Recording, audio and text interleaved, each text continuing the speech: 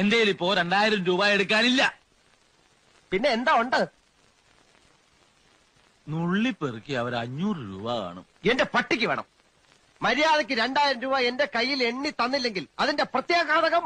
പ്രത്യാഘാതം മേഘം എന്നുള്ളതിന്റെ ഇയാൾ എന്നെ പഠിപ്പിക്കൊന്നും വേണ്ട. പ്രത്യാഘാതം അത് ഭയങ്കരമായിരിക്കും. എന്തും നേരിടാൻ തയ്യാറായിട്ട് തന്നെയായി നാടകത്തിൽ ഇറങ്ങിത്തിരിച്ചിരിക്കുന്നത്. ഒരുമാതിരി പല തന്തയ്ക്ക് പറഞ്ഞ പരിപാടി എന്റെ അടുത്ത് കാണിക്കരുത്. തൽക്കാലം പല തന്തയുണ്ടെന്ന് വിചാരിച്ചേക്കാം. ഞാൻ പോവാന്ന്. അതെ, കുറച്ച് പതുക്കെ പറഞ്ഞാലും കേൾക്കാം.